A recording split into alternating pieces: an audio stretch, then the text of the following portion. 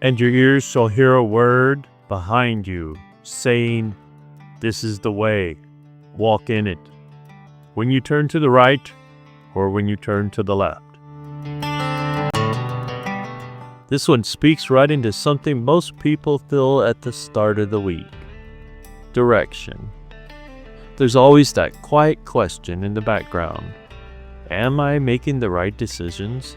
Am I heading the right way? What if I get this wrong?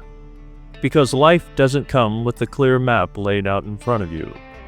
Most of the time, you're just moving forward, making choices as you go, hoping you're not drifting too far off course. And this verse meets that uncertainty with something simple. You will hear a word. This is the way. Walk in it. Not shouted from a distance, not forced. A voice behind you.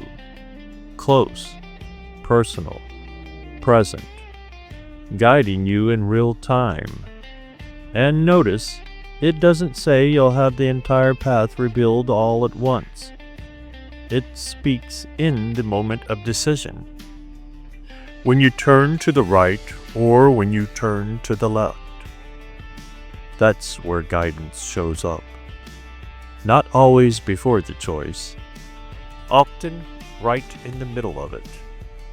You ever been riding and come up on a fork in the path? There's that split-second moment where you're deciding, left or right, and sometimes you hesitate just enough to feel that tension. But if you've ridden long enough, or if you're paying attention, there's usually something that helps you decide.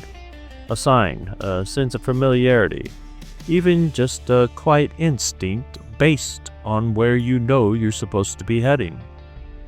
That's a small picture of what this verse is pointing to. God's guidance isn't always loud or dramatic. Sometimes, most times, it's quiet. It's a nudge. It's that internal check that says, no, not that way. Or the quiet clarity that says, yes, keep going. And the key here isn't just hearing, it's responding. This is the way. Walk in it. Because it's one thing to sense direction. It's another thing to actually follow it. And that's where trust comes in. Because there will be times when the direction God gives doesn't fully make sense yet. It might not be the easiest path. It might not be the one you would have chosen on your own. But it's still the right one. So when this shows up in everyday life, it's less about waiting for some big, unmistakable sign, and more about staying attentive, staying close enough to God that you recognize His voice, staying responsive enough that when you sense that direction, you actually move with it, staying humble enough to adjust when you realize you've started veering off. Because guidance is happening.